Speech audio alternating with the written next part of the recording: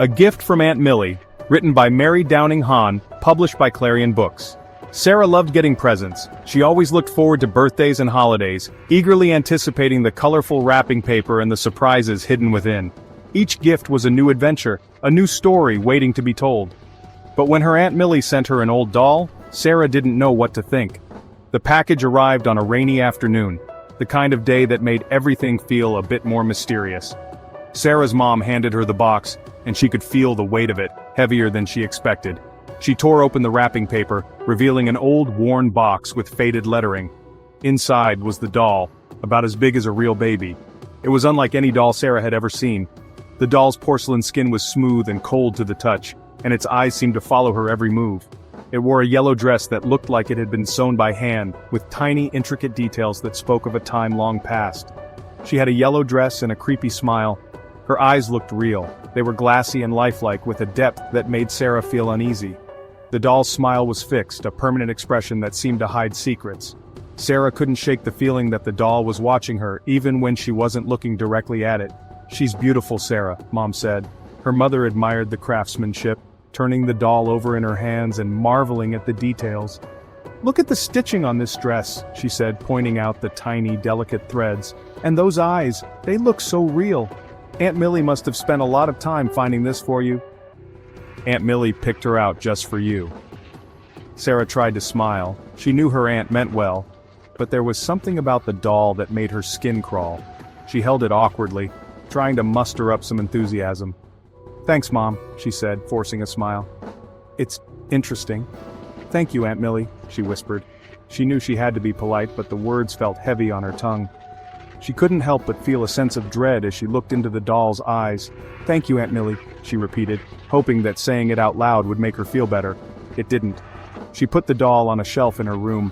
It seemed like the safest place for it, out of sight but not completely out of mind. The shelf was high enough that she wouldn't have to see the doll's eyes staring at her while she slept. She dusted off a spot and carefully placed the doll there, hoping it would stay put and not cause any trouble. Sarah didn't want to play with the doll. She had plenty of other toys that brought her joy, and this doll just didn't fit in. It felt out of place among her colorful stuffed animals and cheerful playthings.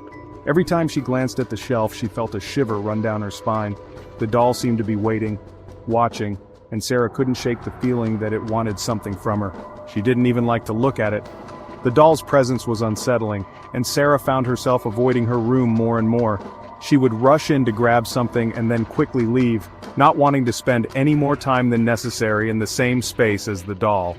At night she would lie in bed, staring at the ceiling, trying to ignore the feeling of being watched. The doll's eyes seemed to pierce through the darkness, and Sarah couldn't escape the sense of unease that had settled over her. One day Sarah found the doll sitting on her bed. She knew she had left it on the shelf. "Mom!" Sarah called. "Did you touch my doll?" Mom shook her head. "I haven't touched the doll," she said. "Why?" "She wasn't here before," Sarah whispered. She pointed at the doll. Mom laughed. "You must be mistaken, honey." But Sarah knew what she had seen. She started to feel scared. Something wasn't right. That night, Sarah woke up suddenly. The room was cloaked in darkness, the only light coming from the faint glow of the moon peeking through the curtains. Her heart pounded in her chest as she tried to make sense of what had startled her awake. She heard a whispering coming from the corner of her room. It was faint, almost like a breeze rustling through leaves, but unmistakably there. She strained her ears, trying to catch the words, but they were too soft, too elusive. With trembling hands she reached for the lamp on her bedside table and turned on the light. The room was instantly bathed in a warm glow, chasing away the shadows. But something was wrong. The doll that always sat on her chair was gone. Panic surged through her. Sarah jumped out of bed and ran to her door, her bare feet making soft thuds on the wooden floor. She had to find her parents. They would know what to do. She could hear her mom and dad talking downstairs, their voices a comforting murmur in the otherwise silent house. "Mom! Dad!" Sarah called, her voice breaking with fear. She needed them to come quickly. They came rushing up the stairs, their faces etched with concern. "Sarah, what's wrong?" her mom asked, her voice soothing yet urgent. Sarah could barely get the words out. "What's wrong, Sarah?" Mom asked again, kneeling down to her level.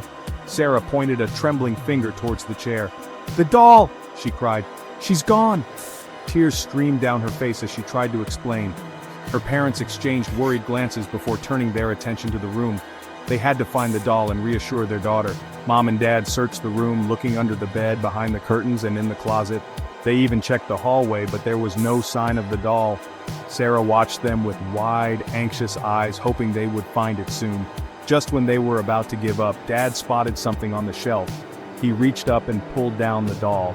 It was sitting there, as if it had never moved. But Sarah knew better. She knew it had been on the chair when she went to bed. The mystery of how it got to the shelf would haunt her for many nights to come. "See?" Dad said, his voice gentle but firm, trying to reassure his daughter. "There's nothing to worry about, Sarah. The doll was here all along, just like I told you." He gave her a comforting smile, hoping to ease her fears. But Sarah wasn't convinced. She knew what she had seen, and it wasn't just her imagination playing tricks on her. The doll had moved, she was sure of it. But how could she make her parents believe her when they were so certain it was all in her head? "She was here all along," her father repeated, placing the doll back on the shelf. The doll's glassy eyes seemed to follow Sarah as she moved around the room, sending a shiver down her spine.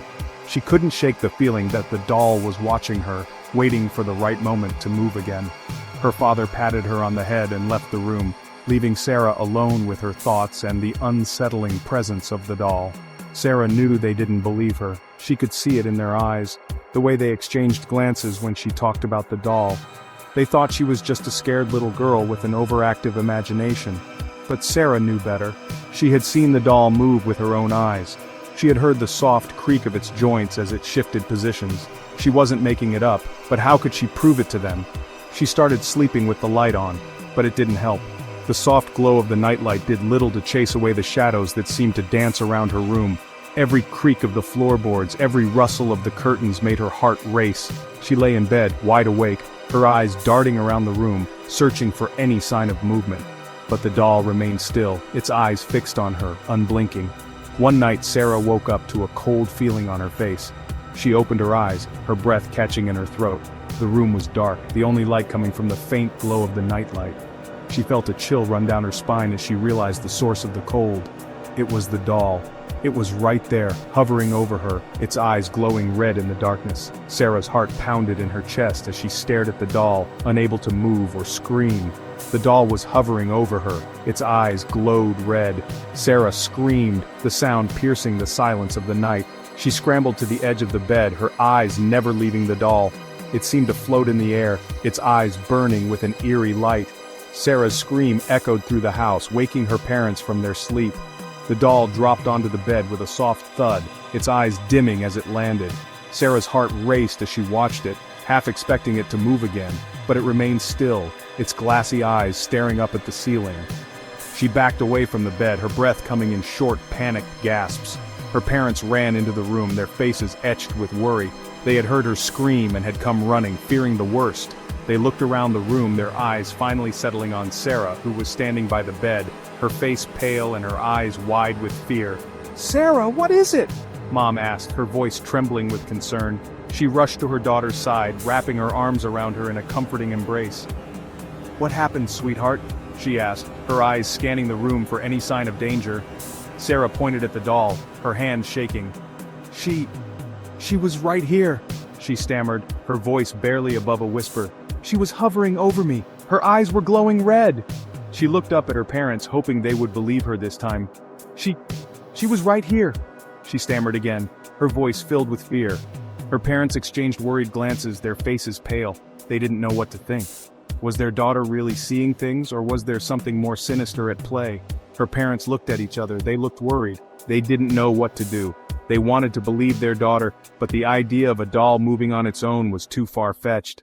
They decided to stay with her that night, hoping to ease her fears. But deep down, they couldn't shake the feeling that something was very wrong. The next day, Sarah's parents decided to tell her something they had been keeping a secret. "The doll belonged to your great-great-grandmother," Dad said. "What?" Sarah said. "Really?" Mom nodded. "There's a story about the doll," she said. "They say it's cursed." "Cursed?" Sarah felt a chill run down her spine. Trapped. Mom told her the story.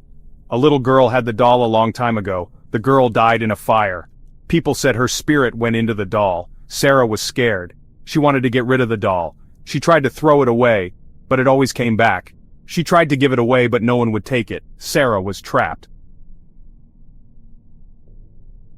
Confronting the evil. One night Sarah had a dream. She saw the little girl from the photograph. "The doll is mine," the girl cried. "Give her back." Sarah woke up with a start. She knew what she had to do. She went downstairs and grabbed a big box of matches. She took the doll outside. The cleansing fire. Sarah built a bonfire in the backyard. She threw the doll into the flames. The doll screamed. The flames burned brighter.